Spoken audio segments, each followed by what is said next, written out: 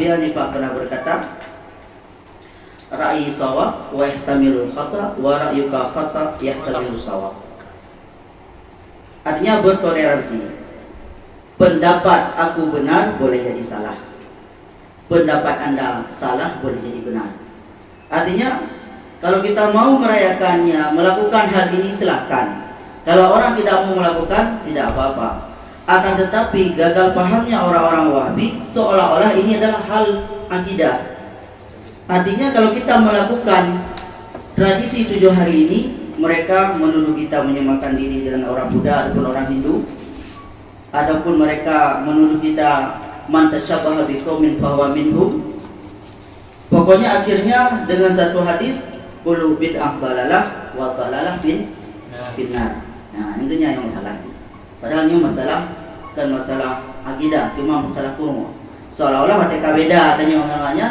Tanya yang pupuknya seolah-olah kau puji Allah Ta'ala. Hana kanuri dia kedang yang apa? Karena yang tunat.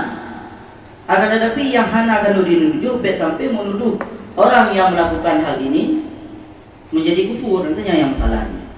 Maka perlu kita bahas apakah memang ada dalil tradisi 7 hari dan hidangan kematian tersebut. Lanjut. Wa qala Ahmad fi Zuhdi, hadatsana Hashim bin Qasim hadatsana Asya'i an Sufyan qala Taus innal mauta yaftanuna fi kuburihim sab'an fakanu yastahibbuna aytama anhum tilkal ayyam. Ini adalah dalil yang pertama yang akan kita sampaikan kepada masyarakat ataupun kepada siapapun tentang kanuri nujum. Apakah itu ada kanuri nujum? Dalam kitab Matalibun Aliyah karangan daripada Al-Hafidh Ibnu Hajar Al-Asqalani.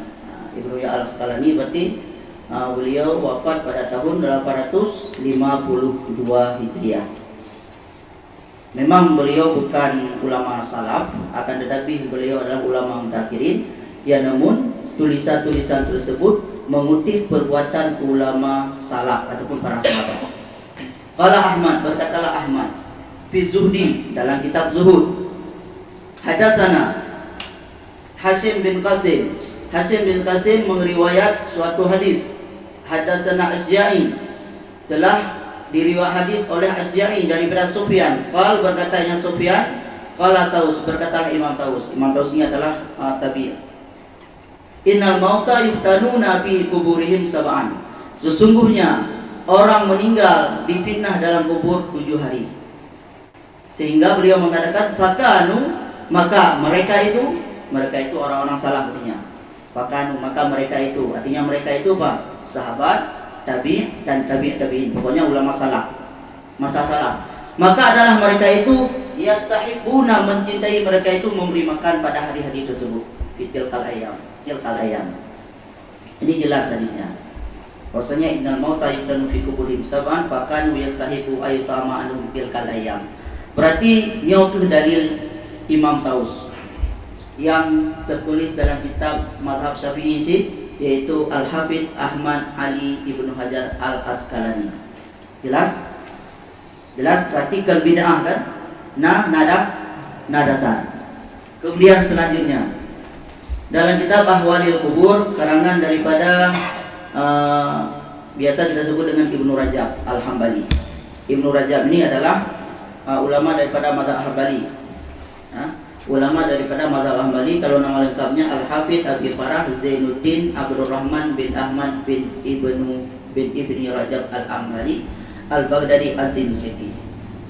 Dalam kitab Ahwalil Kubur wa Ahwalu Ahliha ilal Nashri, wa qarwiya an Mujahid, sungguh diriwayatkan daripada Imam Mujahid, annal mauta kanu yuftanuna fi kubrihim sab'an fa kanu yastahibu ajutama an tilkal ayyam.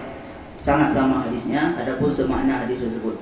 Wa an Ubayd bin Amir qala al mu'minu yuftanu sab'an wal munafiqu arba'ina sabahan.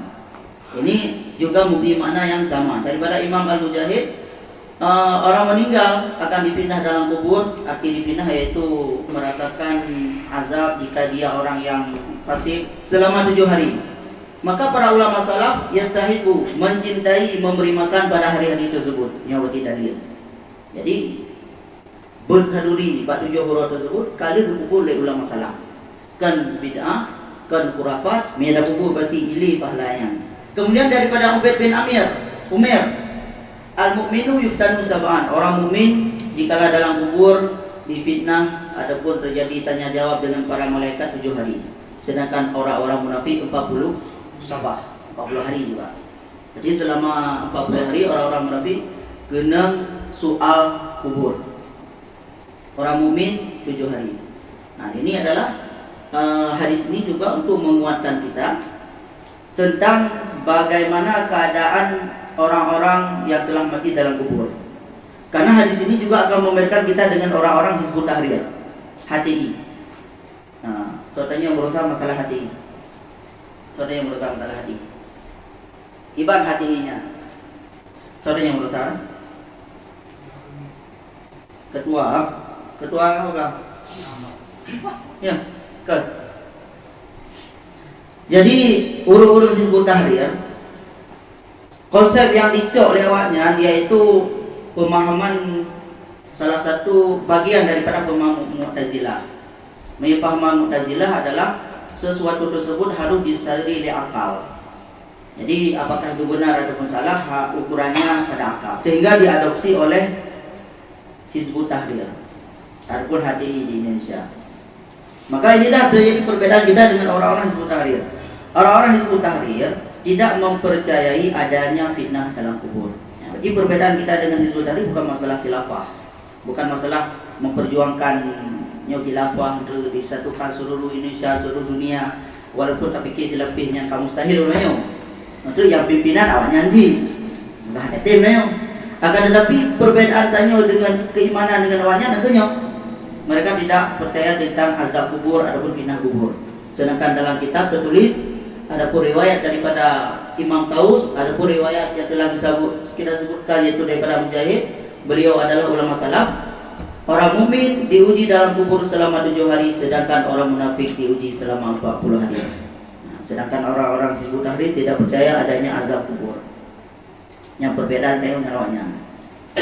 Mungkin hadisnya juga bisa adanya mungkin hadisnya bukan hal yang tahu.